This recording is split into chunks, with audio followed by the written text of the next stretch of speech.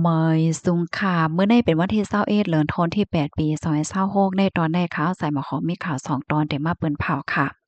อ่อนตั้งเปิ้นได้ที่ก็เฮาคำว่าถ่อมด้วยข่าวโหใน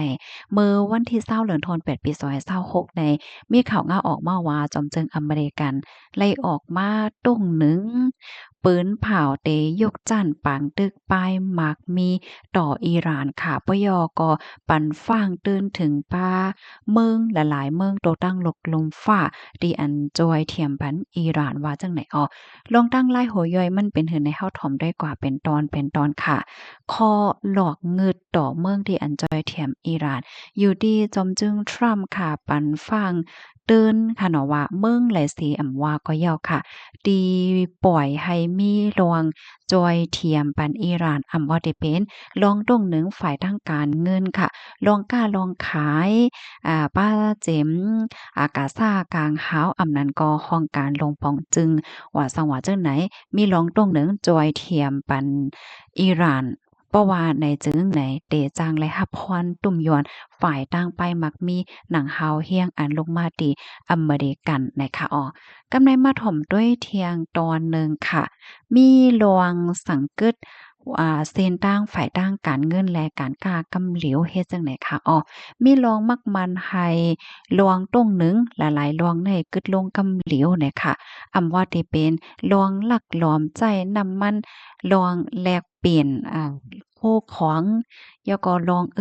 ลองโอนเงินค่ะเสียงล้านแลกเปลี่ยนเงิน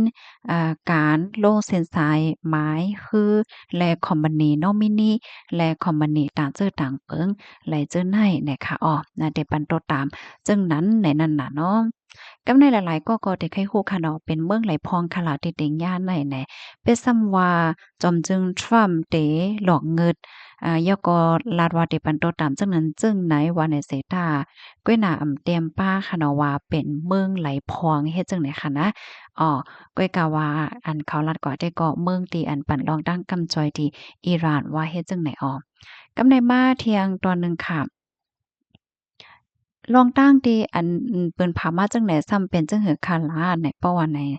เพราะว่าเฮาคามาด้วยแท้ลองตรงหนึ่งอันใดได้ก็มีมาไว้หลังเสขอตกลงกึดตึก60วันยาวต่อกว่าเมื่อวันที่17เดือนธันวาคมที่ผ่านมานั่นค่ะ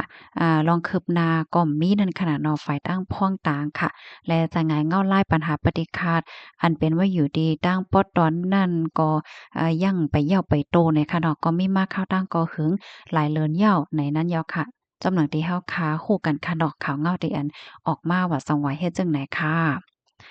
เฮามาถ่อมด้วยเทียงตอนหนึ่งค่ะเฮียงหมิบอี้อันลงมาที่เมืองโอ้อยหลีเนี่ยเนาะอเมริกันค่ะคัดใจจันเมืองโอ้อยหลีเข้าคมจอมลวงตรงหนึ่งในปอกกำไนเพราะว่าลัดที่ปองความหมายมันง่ายๆก็เหมือนจังว่าปล่อยให้อิหร่านได้อยู่ห่างก้วยก็เหลียวมันอย่าไปกว่าก้องเกี่ยวจ้อมมันอย่าไปกว่าจ้อยเทียมสังอย่าไปกว่าคมกล้าขายจ้วมแค่ไว้เฮ็ดจังไหนเหย้าเนี่ยค่ะอ้ออันเป็นเมืองหิมห้อมเหมือนจังหนังอาหรับเอมิเรตส์ UAE ค่ะเนาะอันใดก็ไล่สั่งกึดลองตรงหนึ่งฝ่ายตั้งป้ายมักมีฝ่ายตั้งการเงินต่ออิหร่านกะเหย้าเมื่ออ่อนนาไหนเมื่อป่นมาหำหลายวันไหนจำหนังเมื่อว่ามื้อซื่นที่เฮาค่ะถ่อมข่าวกว่านั้นแหละค่ะอ๋อลองตั้งมันในเป็นเฮ็ดไหนกำในเฮาค่ะสามารถด้วยฝ่ายตั้งอิหร่านว่าจังหือพองค่ะอยู่ดีพ่องดงฝ่ายนอกเมืองอิหร่านก็เลยออกมาลาดค่ะเนาะว่าเปิงมิบอี้ฝ่ายตั้งป้ายมักมีอเมริกันอันเดมีต่ออิหร่านนั่นไหนเป็นรองก่อการให้ฝ่ายตั้งการป้ายมักมีดีเดอ่องมานปยก็เดจังหบทมยาเงาไล่ลงเข็งตาฝ่ายตั้งไปมักมีเทียงลูกกวาดว่าเฮ็ดจังไหนออกข้อมูลตอนในคาลิปีมาที่ห้องการข่าว ABS CBN ต่างไว้นะคะพี่น้องเฮาค่ะถ่อมข่าวเงาโหแนวหันถึงจังหือพองเนาะก็ปันตั้งหันถึงมาเลยค่ะสายงานเงาไล่เดสืบเป็นจังหือในเฮาค่ะก็ไปด้วยกว่าเทียงค่ะดอกลูกดีข่าวเงาโหในเสแลกำในเฮาค่ะมาถ่อมด้วยข่าวเงาแทงตอนหนึ่งเนี่ยค่ะมาถ่อมด้วยข่าวเงาดีในเมืองเฮาอีกหนึ่งค่ะเนาะ ซึกย่างเหลียงโทกออกแหนกองกลางหมาเมือจึงยามอันซิมไลติซึกมานเมื่อวันที่17เดือนธันวาคมที่8ปี2026ได้ตกแม่นวันก่อตั้งตับกอง 5KA เต็ม4ปีและจังไรโทกออกแหนเครื่องกองกลางจึงอันซิมไลติมานว่าจังไหนรีบปืนเผา KA นั่นไหนเตรียมไว้ว่าลองอ่องม้านโกปางโกลวงอันไรฮับมาตีเส้นตั้งยาวนานหลงในเป็นย้อนลองคัดใจลองพร้อมโฮมและลองโคปนพร ก่อหันในตับจุ้มกูก่อไผมันเสลวงคัดใจตับซึกต่างตับจุ้มในแจเมืองย่างแหลงก่อยุกยองเอากลมมนจ้อมอยู่ในยาวพอมีปนพรตับกอง 5KA ก็หนึ่งลาดว่ากองกลางอันซิมไหลมาพองหับหน้าการปนพรข้าวปังตึกนั่นเฮาคาอำไลเอาไข่กินเฮ็ดนำตอนตาหมกจุ่มกิบซิมไว้เลๆเส เจอใจตื้อไหลก็เฮาคาขึ้นเอาใจตื้อกว่าอยู่เมื่อนาก็เฮาคาเต็ดสืบพร้อมๆกันเสียวก็หับท่ามนาทีปนพรให้เต็มโทนกว่าว่าจังไหนก้องกลางอันตับกอง 5KA ซิมไหลในปังตึกเสโทกออกแหนนั่นแต่ก่อนเป็นเสี้ยนกองปอดกองยาวกองจักหมักอาเพจิเสี้ยนเล็กเสี้ยนใหญ่หมอก1ปากมิ้วเจอในนะครับ สืบนั่นไหนโคกทบยุกยองเอากลมมนลองหัดหารแลลองมีน้ำใจจุนป่อยโพหัดหารเจอไหลหลูเนื้อเลือดสายใจในปังตึกเข้าตั้ง4 ปีในโกยามในนางเฮอตับกองหาบ่ได้ปักเศร้าไหลต่อถึงวันมื้อในนั่นก็ขอบใจถึงป้าก้นปื้นตีเจออันจอยเทียมปันโกอันโกลองอยู่ในดับกอง 5KA เขาได้ก็ยินโจมยุกยองเอากลมมนกว่าหนังไหนเนี่ยค่ะ ข้อมูลตอนนี้ก็ค่ะเลยไปมาที่ห้องการข่าวเงาหาเสียงใต้ต่างไว้นะคะลูกดีข่าวเงาโหนเนี่ยเสียแลกำไดเข้ามาถ่อมด้วยข่าวเงาเทียงโหนึงนะคะอันในก็เป็นข่าวเงาเกี่ยวกับเลยลวงนางก่อหนึ่งเนาะอืนยาเผิกเข้าตีในตองแน่72ลูกในมื้อวันที่19เดือนธันวาคมที่8ปี2026ในมีข่าวเงาออกมากว่าห้องการข่าว RTI Radio Taiwan International เปิ้นพาว่านางหญิงไทยก็หนึ่งถึงยาติงยอบเอาเรื่องที่ของเฮิมเหมียนจันจึงเมืองไต้หวันย้อนต่อต่างอื่นยาเผิกเขาได้ต้องไว้72โลกว่าเฮ็ดจังไหนย้อนแลข่าวโป้นมาเมื่อวันที่6เดือนธันวาคมปี2026ว่าได้มีคนนอกเมือง ต่อต่างยาเมากำซึ่งในโถงโคอำนั้นซึ่งจ้อมโตในเหี่ยวก็เจ้าหน้าที่เขาจังไลไปกดทัด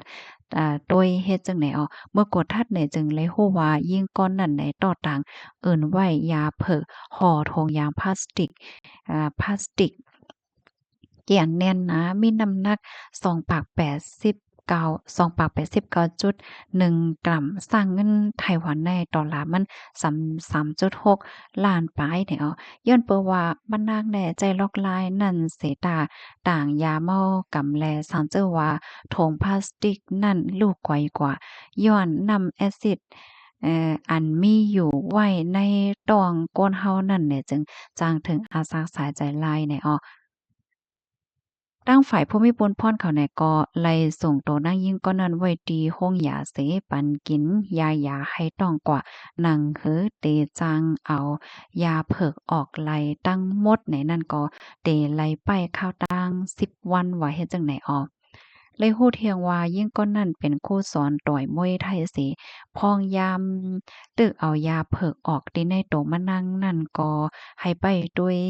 24ชั่วโมงเนี่ยค่ะย่ำเหลียวลุ่มตะลาเจตอนก้องฉงแต่เอาเลิงมานั่งไว้เกี่ยวกับเลยลองปักเปิงยาเมากำกว่าว่าเฮ็ดจังไหนป่นมาเมื่อเหลือนทนเจ็ดนั่นก็นางสาวไทยนางเฮอร์มินค่ะเนาะ อายุไล26ปีก้นไทยถุงยาติงยอบดีของเฮอร์มินเมืองออสเตรเลียย้อนก็เปิดว่าต่อต่างยาเพิกเหมือนกันในยอค่ะค่ะนี่ก็เป็นเกี่ยวกับไปลองยาเมากำในค่ะเนาะคอมมอนตอนได้ค่ะเฮาเลยปึงอิงออกมาดีของการข่าวเงาหางเสียงใต้เตรียมต่างไว้ว่าเฮ็ดจังได๋ค่ะพี่น้องค่ะรับถมยาวหันเทินจังหือพองเนี่ยค่ะเนาะก็ปันตาหันถึงมาเลยค่ะยินจมูกก็ที่รับถมปันแห้งค่ะเอาเหมยสงค่ะ